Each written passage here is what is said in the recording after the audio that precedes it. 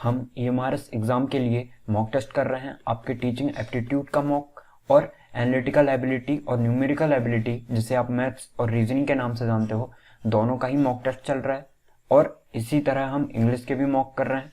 ठीक है, जो भी आपके लिए इंपॉर्टेंट बनता है सारे हम मॉक टेस्ट के थ्रू कर रहे हैं। और जो टीचिंग एप्टीट्यूड है उसकी हमने थ्योरी जो है कंप्लीट कवर करवा दी है, तो वो भी आपके लिए बेनिफिशियल रहेगा। वो अच्छे से पढ़ा होगा आपने तो आपसे मॉक टेस्ट में कंप्लीट बन रहे होंगे। ओके, और मॉक टेस्ट हम 20 क्वेश्चन आना है आपके, तो हम 2 सेट कर रहे हैं 20 क्वेश्चन के, ताकि आप ज्यादा से ज्यादा सीख सको। ओके, और यदि आपने नहीं भी पढ़ा है थ्योरी तो आप यहाँ से देख के बहुत सारी चीजें सीख सकते हो। तो आपके लिए बहुत ज्यादा बेनिफिशियल रहेगा। आप मॉक टेस्ट जो लगा रहे हो ना, तो आपको कैसे लगाना है पता है? आप रोक लीजिए वीडियो को, उसके बाद आप खुद सॉल्व कीजिए। आपको बनता है तो आपका कॉन्फिडेंस बढ़ेगा, नहीं बनता है तो आप बहुत सी चीजें यहाँ से सीखोगे। ओके, तो आपको इसी तरीके से समझना है और ये क्लास जो है आपके हर एग्जाम के लिए महत्वपूर्ण है। ओके, तो हम देखते हैं, क्वेश्चन डिस्कस करते हैं। सबसे पहला क्वेश्चन है हमारा, ये फर्स्ट क्वेश्चन है। ठीक है, इसके नंबरिंग पे मत जाना। तो फर्स्ट क्वेश्चन में हम कौन सा कर रहे हैं? हमने जो है आपका एनालॉजी कहें हम, ठीक है, एनालॉजी कंप्लीट कर लिया। और वैसे ही मैथ्स में हमने जो है एक टॉपिक कंप्लीट कर लिया है जो आपको पता होगा।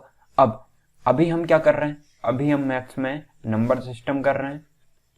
ओके, और रीजनिंग में हम क्या कर रहे हैं? रीजनिंग में आप इसे क्या कह सकते हो? वर्गीकरण। ओके, अभी हम वर्गीकरण देख रहे हैं, जिसमें आपके 4 ऑप्शन आते हैं, जिनमें से आपको एक एलिमिनेट करना होता है जो एक मेल नहीं खाता इन तीनों से। तो इस टाइप के क्वेश्चंस कर रहे हैं। आई होप आपको बहुत ज्यादा समझ में आएगा। मैथ्स में हमने सिंप्लीफिकेशन जो है कंप्लीट कर लिया है और हम मिक्स क्वेश्चन की भी प्रैक्टिस कर रहे हैं साथ में। ठीक है, मिक्स क्वेश्चन आपके लिए ज्यादा बेनिफिशियल नहीं रहेंगे अभी के टाइम में। जैसे एग्जाम पास में आते हैं तो हम आपके 15-20 दिन तक मिक्स क्वेश्चन चलेंगे। ठीक है, तो इससे आपको ज्यादा फायदा होगा। अब वैसे ही हमने टीचिंग एप्टीट्यूड के लिए किया था, हमने पहले जो है चैप्टर वाइज किया, अब हम मिक्स क्वेश्चन कर रहे हैं। तो वैसे ही हम पहले चैप्टर वाइज इसके भी कर लेते हैं, फिर मिक्स क्वेश्चन कर रहे होंगे। ओके, तो देखते हैं।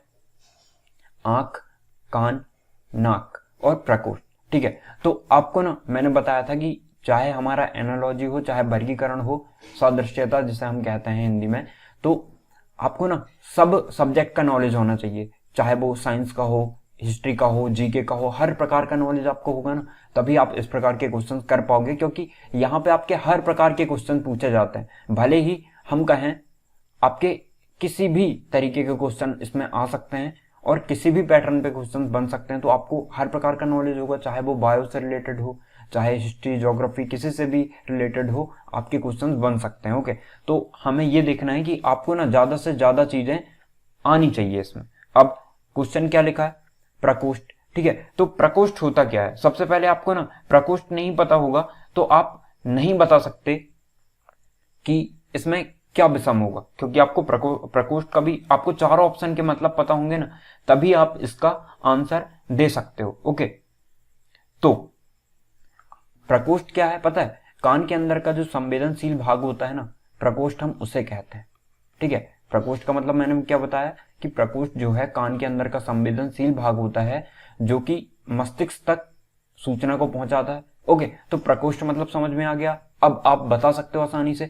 देखिए, आंख क्या है? आपका बाहरी भाग हो गया, नाक बाहरी भाग हो गया, कान बाहरी भाग हो गया, लेकिन प्रकोष्ठ जो है वो आंतरिक भाग है, इसलिए प्रकोष्ठ जो है वो विषम होगा। तो आपको राइट आंसर क्या होगा? प्रकोष्ठ।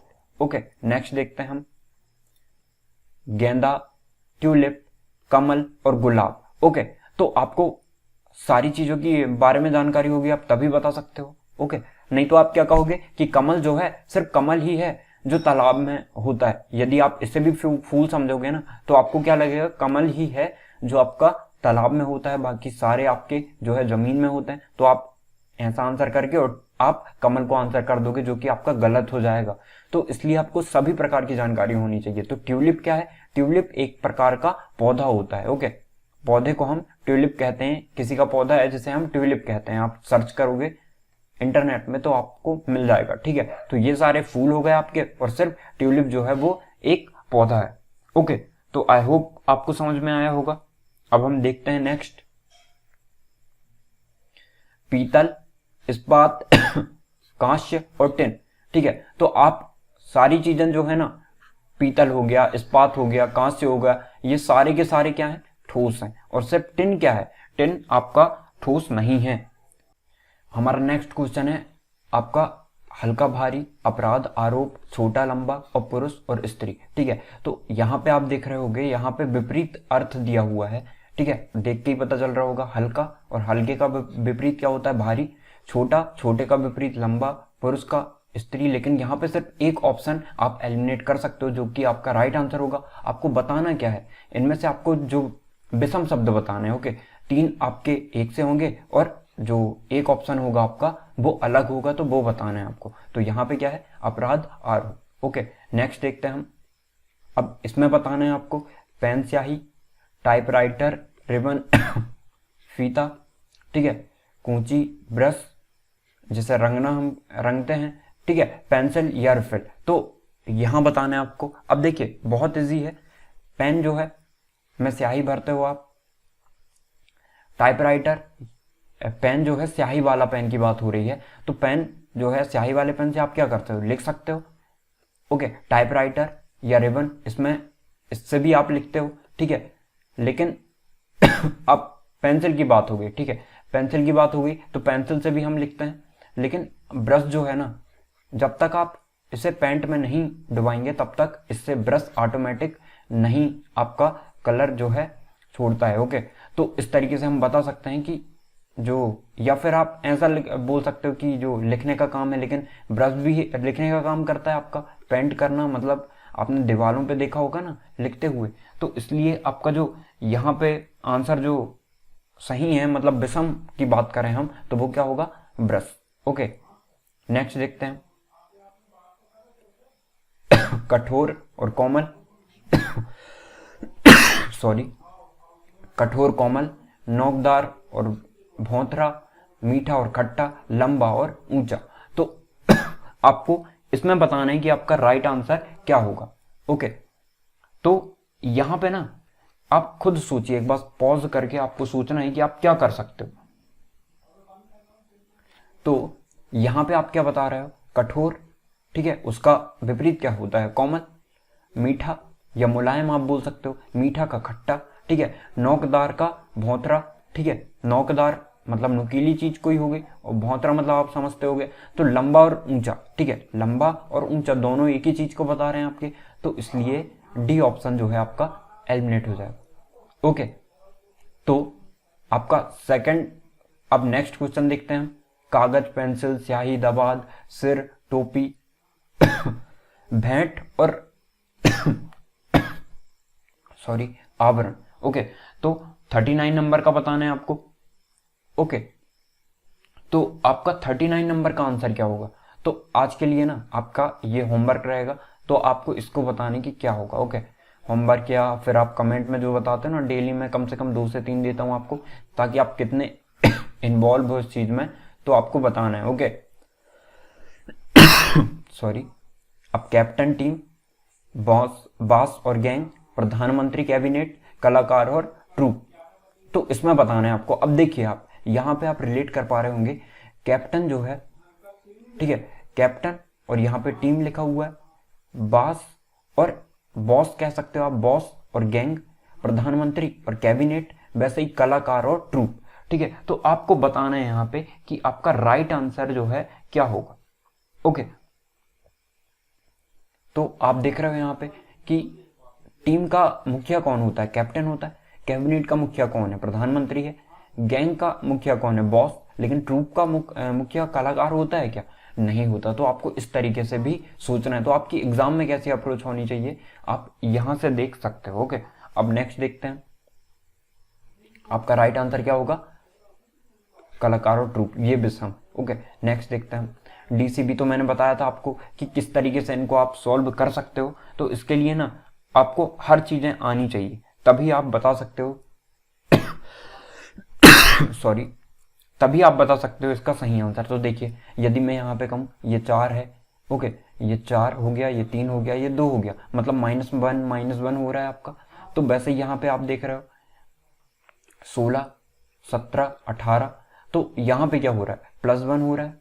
अब NML देखते हैं हम, एन आपका 14, ये 13 हो गया, ये 12 हो गया आपका, यहाँ भी -1 हो रहा है, या आप ऐसे देख सकते हो एल एम एन, ठीक है, B C D, S Q P, नहीं पी क्यू एस होता है। अब टी एस आर यदि यहीं बचा है तो हम इसे भी देख लेते हैं, 20, 19 और 18, ठीक है, तो सारे -1 हो रहे हैं, लेकिन एक ही है जो आपका बढ़ रहा है। ओके, तो इस प्रकार के भी क्वेश्चन बनते हैं आपके। तो इस प्रकार के क्वेश्चंस को आपको कैसे करना है वो मैंने बता दिया। यदि आप इजीली कर पा रहे हो ना इनको पी क्यू एस के द्वारा, जैसे -1 का ही गैप था तो हमने ऐसा कर लिया कि आप बोल के कर लिया आपने कि बी सी डी हो गया। लेकिन जब लंबे अंतर होता है ना, जिसमें ज़्यादा अंतर होता है, तो आप इस तरीके से उन्हें नहीं कर सकते। इसलिए आपको एग्जैक्ट नंबर डेटा उनका पता होना चाहिए कि टी को हम 20 कहते हैं, ठीक है। तो इन्हें याद करने के लिए मैंने बताया था आपको कैसे याद करना है। अब जैसे एच हो गया, ठीक है, आप इस तरीके से याद करोगे ना, यदि हम ऐसा कर देते हैं तो ये 8 बन जाता है, तो एच का 8 होता है। ओके, इस तरीके से आप याद रख सकते हो ताकि लंबे समय तक आप भूलो ना उस चीज को। ओके, अब हम देखते हैं इनमें क्या हो सकता है। देखिए एस आर क्यू पी, तो ये भी बन रहा है पी क्यू आर एस, हो गया। देख के आपको देख के ही पता चलेगा, और देख के कब पता चलेगा, जब आप जितना ज्यादा प्रैक्टिस कर लोगे। तो इसलिए आपको पॉज करना है और उसके बाद सॉल्व करना है, और यदि नहीं बनता तभी वीडियो को देखना है। ओके, तो देखते हैं, यहां पे देखें तो एल एम एन के एल एम एन वही हो रहा है फिर, ठीक है। आप यहाँ -1 बोल सकते हो या ऐसे में +1 बोल सकते हो। ओके, अब इससे देखते हैं डी ई एफ जी, बिल्कुल, पर यू भी डब्ल्यू एक्स ऐसा होता है, भी यू एस टी नहीं, ये आपका जो है 20 हो गया, ये 19 हो गया, फिर यू कितना होता है आपका 21 होता है, तो कहाँ अंतर आया नहीं आया, इसलिए आपका सॉरी, इसलिए विषम कौन सा होगा, ऑप्शन नंबर डी। नेक्स्ट देखते हैं L K J, Q P O, Z Y X और डब्ल्यू यू एस। अब इसके लिए बताना है आपको कि आपका राइट आंसर क्या होगा। ओके, तो यहां पे आपको किस तरीके से सोचना है ये देखना है। तो यहां हम देखते हैं जे के एल, फिर वही पैटर्न बन रहा है हमारा, O P Q, X Y Z, S U W, नहीं एस यू भी होता है। तो आपका राइट आंसर क्या होगा, ये विषम है और तीनों एक से पैटर्न को फॉलो कर रहे हैं। ओके, नेक्स्ट देखते हैं हम पी भी आर यू, ठीक है, तो यहां पे क्या पैटर्न बन रहा है आपका, हमें ये देखना है।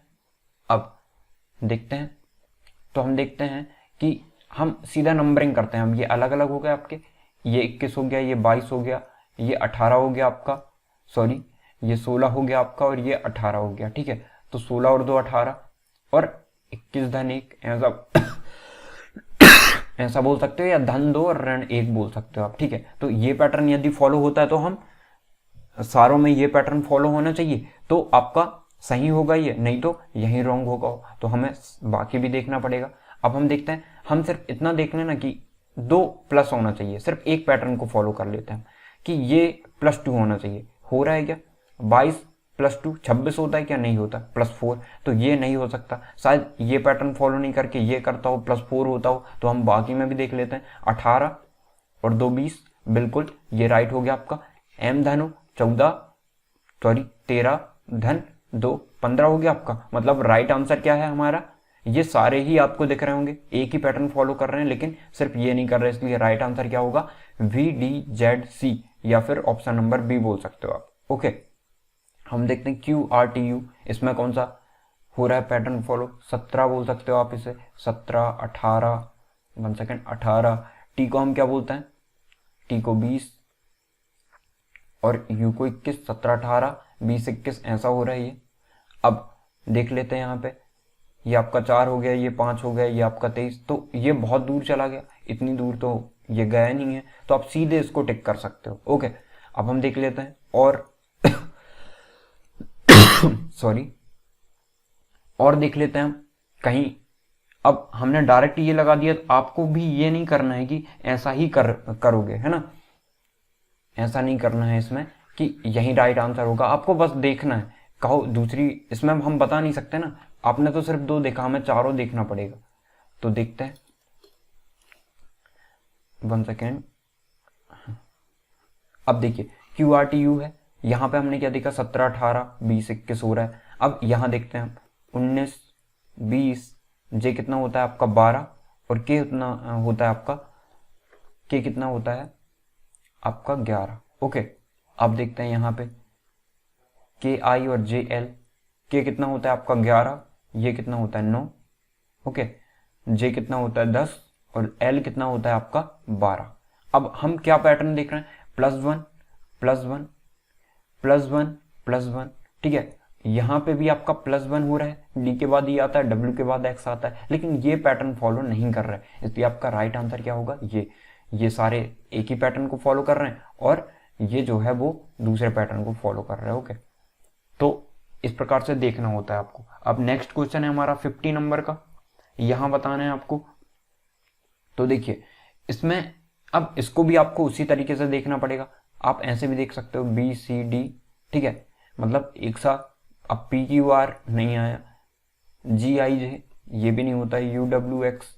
ठीक है, तो इसके लिए ना आपको देखना ही पड़ेगा कि कौन सा पैटर्न फॉलो हो रहा है। ये इस टाइप का पैटर्न जो है आपका ये भी नहीं है, ना ये है ना ये है, तो कहो यही गलत हो। तो हम देख लेते हैं इसमें क्या हो रहा है, 3 को ही देखते हैं। ओके, यहां +2 हो रहा है।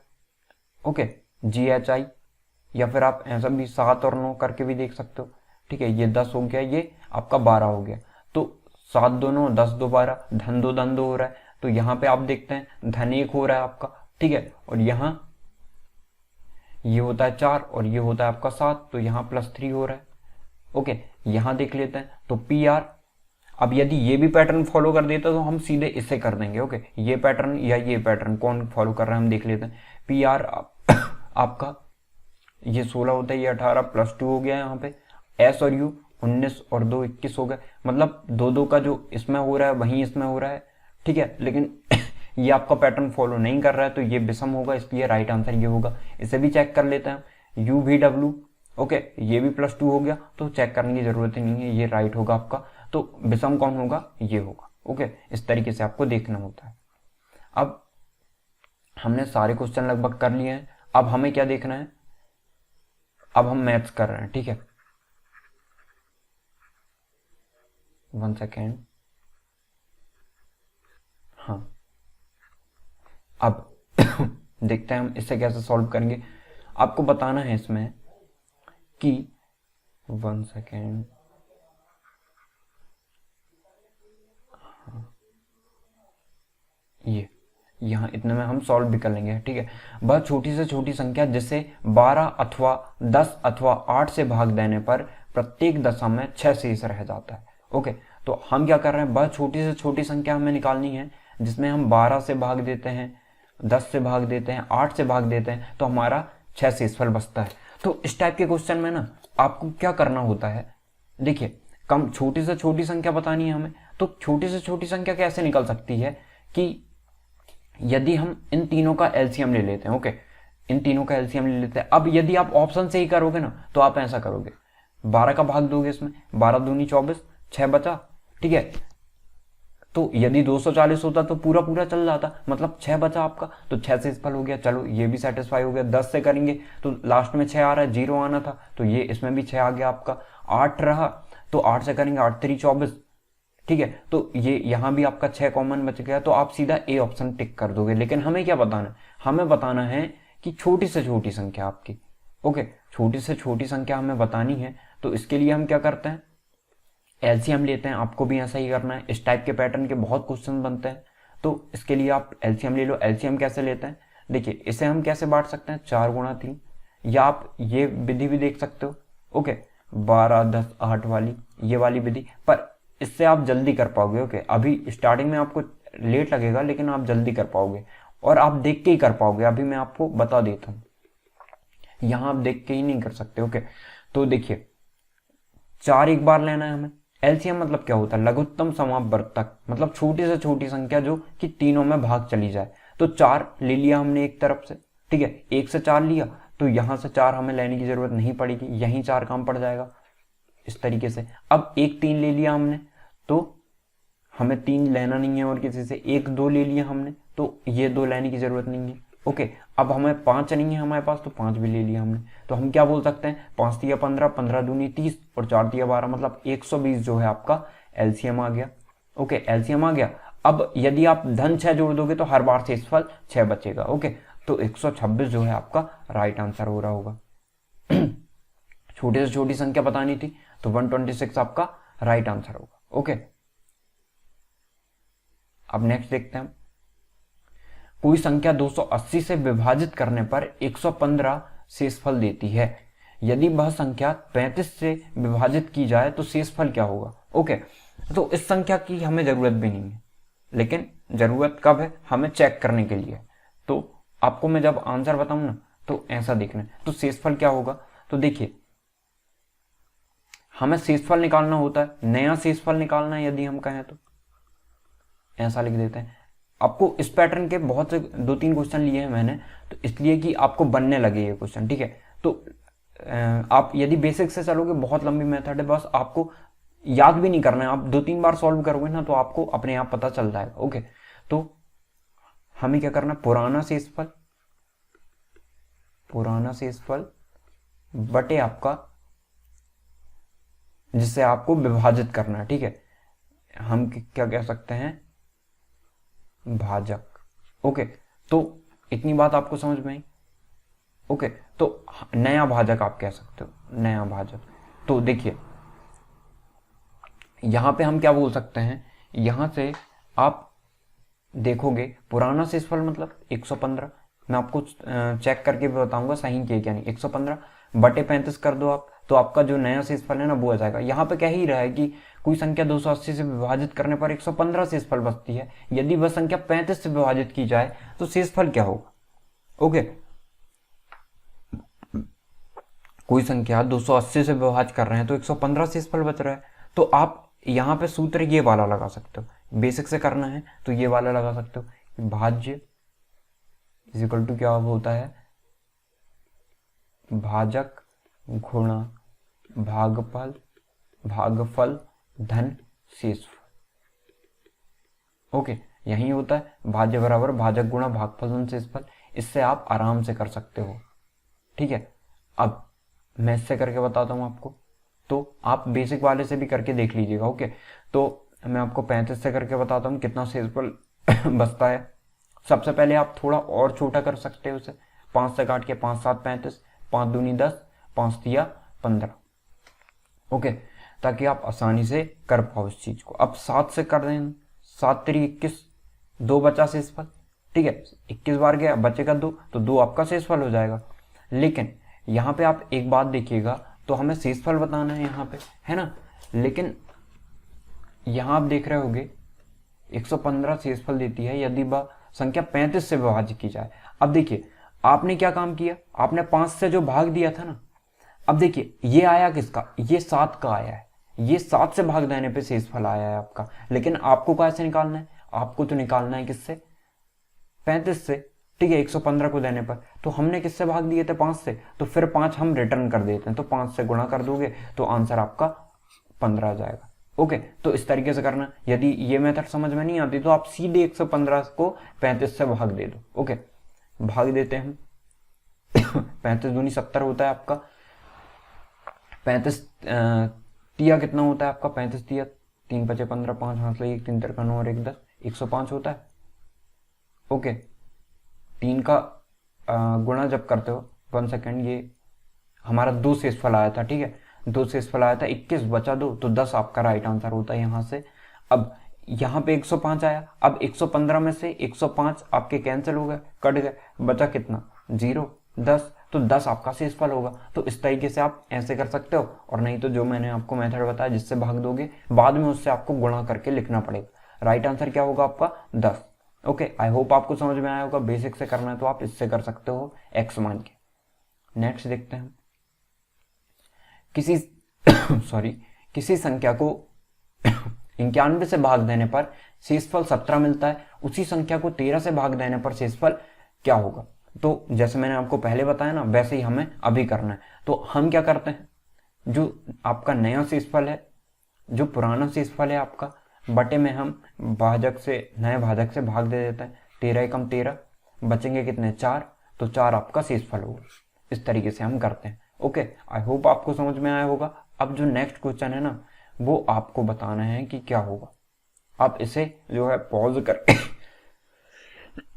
सॉरी पॉज करके आप क्या कर सकते हो, स्क्रीनशॉट ले सकते हो या तुरंत सॉल्व करके आप कमेंट सेक्शन में बता सकते हो। ओके, तो नेक्स्ट देखते हैं। अब बेसिक से करके बता दूं क्या मैं, एक आपको बेसिक से करके बता देता हूं। ओके, किसी संख्या को 65 से भाग देने पर, ओके, तो हम क्या मान लेते हैं कि ये हो गया आपका भाज्य, ठीक है, ताकि आपको आंसर पता चल जाएगा आपने सही किया क्या नहीं। मैं बेसिक से बता देता हूं आपको। भाज्य इज इक्वल टू क्या होता है, भागफल, भाजक गुणा भागफल। भाजक पहले आता है, गुणा में कोई दिक्कत नहीं है। भाजक गुणा भागफल धन शेषफल। अब भागफल कितना है, हमें क्या कह रहा है कि किसी संख्या को 65 से भाग देने पर, ठीक है, ये x हो गई कोई संख्या, ठीक है, हम किससे भाग दे रहे हैं, भाजक क्या है हमारा 65, 65 से भाग देने पर हमें क्या कह रहा है कि शेषफल 43 प्राप्त होता है। शेषफल हमें 43 प्राप्त होता है, हमें भागफल भी नहीं पता तो हम बाय मान लेते हैं इसे। तो क्या लिख सकते हैं हम, s माइनस 65 बाय इज इक्वल टू 43, इतना लिख सकते हैं। अब एक और कंडीशन हमें दी गई है कि यदि उसे 13 से भाग देते हैं हम, x को यदि हम 13 से भाग देते हैं तो शेषफल क्या होगा, तो हमें बताना है यहाँ पे शेषफल क्या होगा, ठीक है। तो इसलिए ये लंबी मेथड बन जाती है, इसलिए हम यहाँ से नहीं करते हैं। यदि उसे 13 से भाग दें तो शेषफल क्या होगा हमें ये बताना है। ओके, तो यहाँ पे भी आपको कुछ और संख्या माननी पड़ेगी, z मानना पड़ेगा, फिर इन दोनों को सॉल्व करोगे आप, x minus 13z is equal to आपका जो भी बने यहाँ पे। तो आप ऐसा मान रख रख के देख सकते हो कि ऑप्शन से ये जल्दी कर पाओगे आप। एक रखा आपने पहले, फिर 2 रखा, फिर 3 रखा, फिर जो भी फॉलो करोगे उस तरीके से आप सॉल्व कर सकते हो कि पैटर्न मैंने बता दिया। अब नेक्स्ट देखते हैं। अब एक और मैं बता देता हूं आपको, ये वाला आपको वो वाला होमवर्क कर सकते हो आप। किसी संख्या को 296 से भाग देने पर शेष आपका 75 बचता है, लेकिन यदि उसी संख्या को हम 37 से भाग दें तो शेषफल क्या होगा, ठीक है। तो नया आपका जो नया शेषफल है वो क्या है, 75, भाग किससे देना है हमें, 37 से। अब ये कैसे आता है पता है, बायनोमियल थ्योरम से आता है ये चीज। तो हम देखते हैं 37 से भाग देने पर, इसलिए हम शेषफल पे ही भाग दे के आंसर निकाल सकते हैं। अब हम देखते हैं 75 बटे 37, ठीक है, 37 से भाग दोगे कितने बार जाएगा, 74, 74 आ रहा है, 37 दूनी 74, बचेगा एक, तो आपका एक रिमाइंडर होगा, शेषफल होगा। तो राइट आंसर 1 हो गया आपका। नेक्स्ट देखते हैं हम, दो संख्याओं का गुणनफल 1575 है और उनका भागफल 9/7 है, तो संख्याओं का योगफल क्या होगा, आपको ये बताना है। देखते हैं, दो संख्या हमने x और y मान लिया, x और y का गुणनफल जो है हमें दिया है 1575 और उनका भागफल हमें दिया है, और उनका भागफल जो है इस तरीके से लिख सकते हैं 9/7 दिया है आपको। तो हमें कहा है कि योगफल उनका क्या होगा। ओके, अब देखिए आप सीधा बता सकते हो कि x और y यहाँ पे ये दिया है ना, तो x और प्लस y को आप जोड़ दो, 9 और 7 आपके कितने हो गए, 16 हो गए। तो जो भी 16 का मल्टीपल दिख रहा होगा वो आपका आंसर होगा, ठीक है। तो 16 पंचे 80 होता है, बाकी कोई आपका जो है कहीं से कहीं तक नहीं दिख रहा है, ठीक है। लेकिन यदि दो ऑप्शन हो गए तो 16 से मल्टीपल। ओके, तो मैंने आपको डायरेक्ट बता दिया, जल्दी करने कैसे कर सकते हैं। अब क्यों मैंने कह दिया ऐसा, देखिए एक्स और वाई का रेशो है ना यहाँ पे, तो रेशो आपने एचसीएफ पढ़ा होगा ना, तो आपको समझ में आ गया होगा। अब एचसीएफ नहीं पढ़ा तो मैं ऐसा बता देता हूँ आपको रेशो से कि एक्स और वाई कैसे अनुपात में। मान के चलिए 16 आ गया ना, तो संख्या भी निकल गई आपकी। ओके, 16 पंचे 80 किया आपने, मतलब योग उनका 5 के बराबर, तो 9 पना 35 और 7 पना 35, सॉरी 9 पना 45 और 7 पना 35, आपके 45 इंटू 35 करोगे ना तो आपका 1575 आ रहा होगा। देखते हैं, 55 25, 5 हाथ लाई 2, 5 चौको 20 और 5 तिया 15, ठीक है, 20 और आपके 15 हो गए 35, 35 और 2 हो गए कितने 37, हाथ लाई 3, 4 तिया 12, 12 और 3 आपके 15 हो गए, ठीक है, ये आ गया। तो इस तरीके से देखा जाता है, जब भी रेशो के क्वेश्चन आते हैं ना तो इस तरीके से देखते हैं। अब मैं आपको बेसिक से करके बताता हूँ। देखिए x और y आपको कितना दिया है, 9/7 दिया है ना। तो यहां से आप क्या बता सकते हो, आप यहाँ पे कोई भी वैल्यू रख सकते हो। x की जो है आपको x इंटू में दिया है, x इंटू वाई दिया 1575। तो आप देखिए यहाँ पे कि मान के चलिए 10/15 है, ठीक है, ये सोचना है आपको, 10/15 दिया है। तो यदि मैं आपको दूं कि गुणा करने पे, कोई संख्या का गुणा करने पे 150 आता है, ठीक है, x इंटू वाई गुणा करने पे 150 आता है, लेकिन जब उनका भाग दिया जाता है तब हमारे पास शेषफल आता है 5 दूनी 10, 5 तिया 15। हमने तो काट दिया 5/3, तो एक निश्चित संख्या से काटा ना हमने, तो निश्चित संख्या आपकी क्या होगी, HCF हो। ओके, या आप HCF नहीं समझते होगे। महत्तम समवर्तक क्या होता है, महत्तम समवर्तक वह होता है, वह बड़ी से बड़ी संख्या जो कि 10 में भी भाग चली जाए, 15 में भी, ठीक है। तो आप रेशो से समझिए यहाँ पे, तो रेशो से हम देखेंगे कि 10 और 15 आपके कितने हो गए, 25 हो गए। अब हम देखेंगे 5 3 8, ठीक है, 8 आ गया आपका। अब यदि आप पूछोगे कि x इंटू वाई क्या होगा, तो मैं ऐसा बोलूंगा x इंटू वाई आपका जो है, यहां पे हम बता सकते हैं x इंटू वाई में आपका 5 जो है 2 बार जो आ रहा होगा। क्यों, देखिए x को हमने क्या मान लिया, 5 आपने z मान लिया, x को 5z मान लिए, और y को आपने मान लिया 3z। ओके, ये हुआ 150 आ गया आपका। अब 5 तिया 15 आया, 15z square is equal to 150। आपने 15 से 15 कैंसिल कर दिया। ओके, 1 सेकेंड, 5 तिया 15, 15 धाम। अब z square is equal to कितना आ गया आपका, 10 आ गया। तो आप बोल सकते हो ना 5 into 3 into 10 is equal to कितना आ रहा है आपका, 150। या आप बोल सकते हो, okay, z square is equal to हमने क्या बता दिया, 10। ओके, तो इस तरीके से आप देख सकते हो। या फिर z इज इक्वल टू क्या होगा, √10। Okay, z is equal to क्या होगा, √10। तो आप इस तरीके से भी देख सकते हो। तो आप जैसे भी देखना चाहो, आपको आई होप समझ में आ गया होगा, ठीक है। तो आपका आंसर क्या होगा यहाँ पे, 80। नेक्स्ट देखते हैं हम, x की घात 13 धन 1 को x माइनस 1 से भाग दिया जाए तो शेषफल होगा, ठीक है। हर प्रकार के पैटर्न देख रहे हैं हम।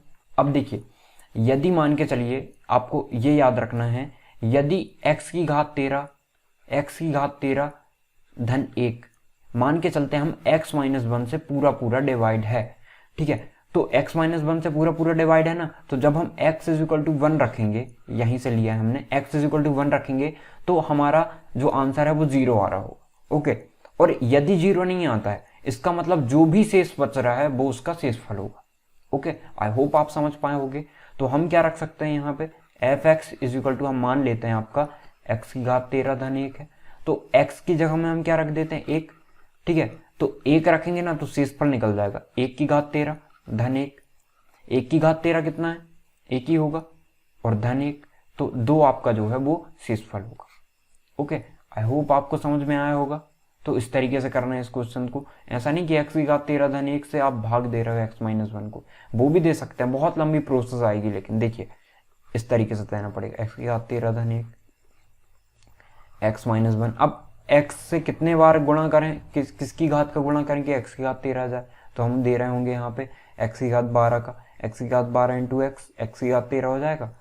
क्यों, क्योंकि x की पावर m पूरे की पावर n क्या होता है, x की पावर m, सॉरी हम तो यहाँ पे क्या कर रहे हैं, गुणा कर रहे हैं, तो x की power n is equal to x की पावर m प्लस n होता है। ओके, तो इस तरीके से अब माइनस हो गया ये, अब आया आपका क्या, -1 का भी तो गुणा होगा ना इसमें, तो -1 का गुणा हुआ, -x की घात 12 आया। अब फिर आप क्या रखोगे, -x की घात 11 रखोगे, फिर x की घात 12 से जाएगा ये, फिर माइनस में इसका गुणा कर दो, प्लस का x की घात 11 आ गया। तो इस प्रकार से ये चलते जाएगा, और फिर लास्ट में आपका आंसर 2 बच रहा होगा। ओके, तो इस प्रकार से आपको करना है सॉल्व। नेक्स्ट देखते हैं, 50 को 2 भागों में विभाजित करें जिससे उनके व्युत्क्रमों का योगफल 1/12 हो। ओके, 50 को हम एक भाग उसका x हो गया 50 का, और दूसरा भाग 50 माइनस x हो गया, हम ऐसा मान सकते हैं। दोनों को जोड़ेंगे 50 आ जाएगा। तो हमें क्या कह रहा है कि x, हमें क्या कह रहे हैं कि उनके व्युत्क्रमों का योग 1/12 है। व्युत्क्रम मतलब क्या होता है, उनका अपॉन कर दो, व्युत्क्रम निकल जाएगा 1/x अपॉन में 1/50 minus X is equal to आपका 1/12 आ रहा है। इसको सॉल्व करना पड़ेगा हमें। एलसीएम लोगे, एलसीएम कितना जाएगा आपका 50 minus x into x, 50 minus x ऊपर यहाँ गुणा होगा, एक्स का यहाँ गुणा हो जाएगा आपका, एक्स से एक्स कैंसिल हो गया आपका 1/12 आ गया। अब यहाँ पे 50 अकेला बचा, 12 पंचे 60 हो जाएगा, 600 हो गया ये इज इक्वल टू, अब एक्स का गुणा कर देते हैं हम और यहाँ गुणा इस तरफ भी गुणा कर देते हैं, त्रिक गुणा जैसे आप बोलते हो, इसका गुणा ऊपर इसका गुणा यहाँ। ओके, तो 50x माइनस एक्स स्क्वायर बोल सकते हो आप। तो x इस तरफ आ गया आपका, तो एक्स स्क्वायर माइनस 50x को हमने यहाँ लिया है और धन 600, तो यहाँ क्या कितना बचा, 0 बचा आपका। हमने इस तरफ पक्षांतर किए हैं। ओके, अब आपको ये देखना है कि 600 जो है गुणा करने में 600 आए, इसको सॉल्व किया होगा आपने बहुत पहले, बहुत, ठीक है। तो 600 को हम कैसे बांट सकते हैं, 20 इंटू 30 में बांटते हैं। ओके, तो 20 इंटू 30 में बांट रहे हैं ना, तो जोड़ने में हमारा 50 आ रहा है, बिल्कुल आ रहा है जोड़ने में 50x होगा यहाँ पे 50x, और गुणा करने में आपका 600 आ रहा है, बिल्कुल है। तो हम क्या कर लेते हैं, माइनस में लाना है हमें, तो माइनस में लाने के लिए हम -30 माइनस 20x लिख देते हैं, माइनस में आ जाएगा। ओके, धन 600 is equal to 0, x common निकलेगा आपका, तो x माइनस 30 बच जाएगा, यहाँ से माइनस 20 कॉमन निकलेगा, तो x बचेगा यहाँ पे प्लस का, और यहाँ माइनस हो जाएगा क्योंकि माइनस कॉमन निकाले हमने, तो -30 इज इक्वल टू 0। अब x माइनस 30 यहाँ से कॉमन निकल गया, अंदर क्या बचेगा, x minus 20 is equal to आपका 0 आ गया। तो यहाँ से हम क्या बोल सकते हैं कि आपका x minus 30 is equal to 0 ले लो, और एक बार x minus 20 is equal to 0 ले लो, तो x इज इक्वल टू 30 और x इज इक्वल टू 20, तो ये आपका आंसर होगा। ओके, तो 30 और 20 में बांटेंगे हम, तो उनके व्युत्क्रम का योग 1/12 होना चाहिए। सेटिस्फाई हो रहा है क्या नहीं हम देख लेते हैं। 1/30 धन 1/20 आपका 1/12 आ गया, मतलब हमने सही किए हैं। इनको यदि हम गुणा करते हैं तो 60 एलसीएम लेते हैं, 60 आ जाएगा, 30 दूनी 60 और 20 तिया 60, 3 का गुणा ऊपर जाएगा, 3 और 2 6, 3 और 2 5, ठीक है। तो आपका क्या आ गया 5/60, 5 कम 5 बचे 2 हो गए 10, 5 दूनी 10, तो 1/12 आपका आंसर हो गया। ओके, इसलिए इस तरीके से आपको करना है। नेक्स्ट देखते हैं, A228 1 सेकेंड, A जो है 228 को विभाजित करता है और 18 शेष बचता है, A का 2 अंकों का सबसे बड़ा मान है, ठीक है। इसे सॉल्व करना है हम। A 228 को विभाजित करता है, 228 यहाँ आ गया आपका, वहीं भाज्य बराबर भाजक गुणा भागफल अंश शेषफल, तो A क्या है, विभाज्य करता है, A विभाज्य करता है और शेषफल हमारा 18 आता है, तो A का 2 अंकों का सबसे बड़ा मान हमें निकालना है। ओके, तो A जो है 228 को विभाजित करता है और 18 शेषफल आता है, तो A का 2 अंकों का सबसे बड़ा मान आपको बताना है कि A का क्या होगा। तो हम देखते हैं, यदि मान के चलिए आप यहाँ पे देखिए क्या होता है, भाज्य बराबर भाजक गुणा भागफल धन शेषफल होता है, तो यहाँ पे कुछ ना कुछ भागफल आ रहा होगा आपका। अब हम ना यहाँ पे आपका मान के चलिए x हो गया आपका क्या भाजक, और सॉरी भाजक आपका a है, यहाँ पे a जो है 228 को विभाजित करता है लिखा है ना, तो यहाँ पे a मान लिया हमने और यहाँ x मान लिया, ठीक है। तो इसे सॉल्व करते हैं, तो इसे आप केवल और केवल ऑप्शन से सॉल्व कर सकते हो, ठीक है। हम क्या काम करते हैं, a को हम मान लेते हैं a का 2 अंकों का सबसे बड़ा मान है, तो a का 2 अंकों का सबसे बड़ा मान क्या दिख रहा है आपको, सबसे बड़ा 70 दिख रहा है, 70 x लिख देते हैं हम यहाँ पे, धन 18, ठीक है। तो 18 इस तरफ जाएगा, कितना बचेगा, ये 18 माइनस कर देते हैं तो 210 बचेगा, 70x, 1 0 से 1 0, 7 तेरी 21, तो x इज इक्वल टू आपका 3 आ गया। तो हम बोल सकते हैं यहाँ से कि आपका बड़ा सा बड़ा मान क्या होगा, 3 होगा, 70 होगा, ठीक है। अब इसे सॉल्व करके बता देता हूँ मैं कैसे। 228 है, 3 आ गया हमारा, ऑप्शन से हमने देखा बड़ी से बड़ी संख्या बतानी थी। यदि आप 3 को जो है 70 मान के चलिए आपका क्या है विभाजित करता है, तो आप सीधे ऐसा लिख दोगे ना 228 आपका 70 विभाजित कर रहा है। ओके, इस तरीके से भी लिख सकते हो आप। तो भाजक भाज्य आपका इस तरीके से आ जाएगा। तो 70 एकम 70 लिखोगे आप, नहीं 70 से हम जो है गुणा करके कितने बार में जाता है ये देखते हैं। 7 तरीक 21, 7 चौको 28, नहीं बढ़ जाएगा, 3 बार देते हैं। 7 तरीक 21 तो 210 आ रहा है, बचा 8, 2 में से 1 गए, तो 18 आपका शेषफल आ गया जो कि हमें दिया हुआ है। 3 हमारा कोफिशिएंट या फिर आप कह सकते हो कि भाज्य आ गया। ओके सॉरी, भाज्य है, भागफल आ गया ये, और ये आपका भाज्य आ गया। तो बड़ी से बड़ी संख्या पता नहीं 70 होगी आपको। ओके, इस तरीके से आपको करना है इसे। अब लास्ट क्वेश्चन है आपका, दो संख्याओं का योग 42 है तथा उनका गुणनफल 437 है, तब उन संख्याओं में निरपेक्ष अंतर बताना है आपको। दो संख्याओं का योग हम x और y मान लेते हैं, 42 दिया है आपको, और गुणनफल x into Y is equal to क्या दिया है, 437। निकालने के लिए हम क्या कर सकते हैं, वर्ग कर दो आप दोनों में, और कोई कंडीशन बन ही नहीं सकती। वर्ग कर देंगे तो एक्स स्क्वायर, हमें क्या बताना है, निरपेक्ष अंतर बताना, ठीक है उनका। तो ऐसा भी नहीं करें हम, ऐसा ना करके हम क्या करते हैं, कोई वैल्यू एज्यूम कर लें तो भी आ जाएगा आपका आंसर, ठीक है। कोई वैल्यू भी एज्यूम कर लेना तो वो भी आप जल्दी कर सकते हैं, जैसे हम हिट एंड ट्रायल मेथड कहते हैं। हिट एंड ट्रायल मेथड देखते हैं, वहां से आप जल्दी कर सकते हो, क्योंकि फिर आपको क्या वो निकालना पड़ेगा, X square plus Y square निकालना पड़ेगा वहां से, है ना, तो लंबी प्रोसेस हो जाएगी वो। अब हम देखते हैं, यदि आप क्या काम करो, यहाँ पे कुछ रख दो कि 2 अंकों का योग आपका 42 हो जाए, ऐसा कुछ। तो हम एक काम करते हैं, 2 अंकों का यदि हम कौन कौन से ले लें, और उनमें अंतर भी देख रहे हो आप, सिर्फ 1 डिजिट का आ रहा है, मतलब पास पास की संख्या लेनी है हमें। तो इसको हम 2 से भाग देते हैं, 2 दूनी 4, 2 एकम 2, 21 आता है।